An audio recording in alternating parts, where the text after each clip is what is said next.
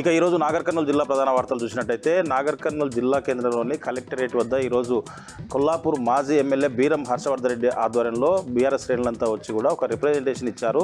ట్రాన్స్ఫార్మర్లు అందుబాటులో ఉండి సబ్స్టేషన్లో పెట్టుకొని రైతులకు ఇవ్వకుండా ఇబ్బందులకు గురి చేస్తున్నారని చెప్పేసి ఇప్పుడు పల్లీలు వేసేటువంటి సమయము ఇప్పుడు అదునయ్యేటువంటి సమయంలో ట్రాన్స్ఫార్మర్లు సక్రమంగా లేక లో వోల్టేజ్తో రైతులు ఇబ్బందులు పడుతుంటే ఒకవైపు ట్రాన్స్ఫార్మర్లు అందుబాటులో సబ్స్టేషన్లో పెట్టుకొని ఏం చేస్తున్నారని చెప్పేసి సీనియారిటీ ప్రకారం రైతులకు ట్రాన్స్ఫార్మర్లు అందజేయాలని, లేని పక్షంలో సబ్స్టేషన్ను ముట్టడిస్తామని చెప్పేసి కూడా మాజీ ఎమ్మెల్యే బీరం హర్షవర్ధన్ రెడ్డి హెచ్చరించినటువంటి పరిస్థితి కనిపించింది. ఈ సందర్భంగా కలెక్టర్కు బీరం హర్షవర్ధన్ రెడ్డి ఆధ్వర్యంలో ఒక రిప్రజెంటేషన్ కూడా ఇవ్వడం జరిగింది. వెంటనే రైతులకు సంబంధించినటువంటి సబ్స్టేషన్లు సీనాటి ప్రకారం అందజేయాలని చెప్పేసి కూడా ఆయన కోరినటువంటి పరిస్థితి కనిపించింది. ఈ సందర్భంగా ఆయన మాట్లాడుతూ రైతు భరోసా పేరిట కొల్లాపూర్ నియోజకవర్గంలో వేల మందికి రైతు భరోసా పడలేదని చెప్పేసి దీనికి సంబంధించి రైతులు ఆందోళన చేస్తున్నటువంటి పరిస్థితి కనిపించింది.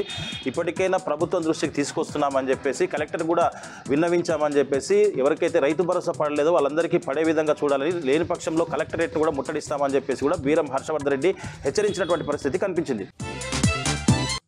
మరొక వార్త చూసినట్టయితే నాగర్ కర్నూలు జిల్లా కొల్లాపూర్లో ఉన్నటువంటి TWJF జర్నలిస్టులంతా గత 11 రోజుల నుంచి కూడా ఇళ్ల స్థలాలు కేటాయించాలని చెప్పేసి రిలే దీక్షలు చేపట్టినటువంటి పరిస్థితి కనిపించింది. ఈ రోజు వాళ్ళు అర్ధనగ్న ప్రదర్శన కూడా చేసినటువంటి పరిస్థితి కనిపించింది. ఈ 11వ రోజు విషయం తెలుసుకున్నటువంటి మాజీ ఎమ్మెల్యే బీరం హర్షవర్ధన్ రెడ్డి రిలే దీక్షలు చేస్తున్నటువంటి జర్నలిస్టుల దగ్గరికి వచ్చి వాళ్ళకి సంఘీభావం తెలిపినటువంటి పరిస్థితి కనిపించింది. ఈ సందర్భంగా ఆయన మాట్లాడుతూ బీఆర్ఎస్ ప్రభుత్వంలో జర్నలిస్టుల కోసం ఇవ్వడానికి స్థలం కేటాయించి ప్రొసీడింగ్లు కూడా ఇచ్చామని చెప్పేసి, డబుల్ బెడ్రూమ్లు ఇచ్చే విధంగా చూడడానికి ప్రయత్నించామని చెప్పేసి, అంతలోనే ఎలక్షన్ కోడ్ రావడంతో ఆగిపోయిందని చెప్పేసి, ప్రస్తుత ప్రభుత్వం జర్నలిస్టులు ఇన్ని రోజులుగా దీక్షలు చేస్తున్నప్పటికీ కూడా పట్టించుకోకుండా నిర్లక్ష్యంగా వ్యవహరిస్తుందని చెప్పేసి, ఇప్పటికైనా ఎవరైతే వర్కింగ్ జర్నలిస్టులు ఉన్నారో వాళ్ళందరికీ కూడా ఇళ్ల స్థలాలు కేటాయించాలని చెప్పేసి, కేటాయించినటువంటి స్థలంలోనే మళ్ళీ వాళ్ళకు ప్రొసీడింగ్లు ఇచ్చేసి వాళ్ళ పేరు మీద స్థలాలు కేటాయించాలని చెప్పేసి కూడా ఆయన డిమాండ్ చేసినటువంటి పరిస్థితి కనిపించింది.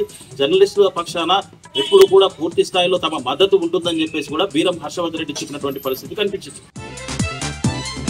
మరొక వార్త చూసినట్టయితే నాగర్ కర్నూలు జిల్లా కేంద్రంలో హోటళ్లు కావచ్చు, రెస్టారెంట్లు కావచ్చు, ఫాస్ట్ ఫుడ్ సెంటర్లు కావచ్చు, ప్రజలకు ఏదైతే ఆహారానికి సంబంధించినటువంటి విక్రయిస్తున్నారో అవన్నీ కూడా పరిశుభ్రమైనటువంటి వాతావరణంలో విక్రయించాలని చెప్పేసి, పరిశుభ్రమైనటువంటి ఆహారాన్ని అందించాలని చెప్పేసి నాగర్ కర్నూలు మున్సిపల్ కమిషనర్ నాగిరెడ్డి వివిధ హోటళ్లకు యజమానులకు చెప్పినటువంటి పరిస్థితి కనిపించింది. సందర్భంగా ఆయన హౌసింగ్ బోర్డు సంబంధించినటువంటి కాలనీలో పర్యటిస్తున్న క్రమంలో అక్కడ మాంసం ఎవరైతే విక్రయిస్తున్నారో వాళ్ళు అపరిశుభ్రమైనటువంటి వాతావరణంలో మాంసాలు విక్రయిస్తున్నారు. దాంతోపాటుగా వేస్టేజ్ అంతా కూడా డ్రైనేజ్లో వేయడం వల్ల అక్కడ దుర్వాసన రావడమే కాకుండా అనారోగ్యాల పాలన ప్రజలు పడే అవకాశం ఉందని చెప్పేసి అక్కడ ఎవరైతే మాంసం విక్రయిస్తున్నారో ఆ షాపులన్నింటినీ కూడా మూయించడం జరిగింది. వాళ్ళకి ఈ సందర్భంగా మున్సిపల్ కమిషనర్ నాగిరెడ్డి హెచ్చరిస్తూ ప్రతి ఒక్కరు కూడా పరిశుభ్రమైనటువంటి నాణ్యమైనటువంటి మాంసాన్ని విక్రయించాలని చెప్పేసి, రెస్టారెంట్, హోటళ్లు వగైరా తినుబండాలకు సంబంధించినటువంటి ఏవైనా సరే విక్రయించే వాళ్ళు చాలా పరిశుభ్రమైనటువంటి వాతావరణంతో పాటు నాణ్యమైనటువంటి ఫుడ్ను ప్రజలకు విక్రయించాలని, లేని పక్షంలో చట్టపరమైనటువంటి చర్యలు తీసుకుంటామని చెప్పేసి కూడా మున్సిపల్ కమిషనర్ నాగిరెడ్డి హెచ్చరించినటువంటి పరిస్థితి కనిపించింది.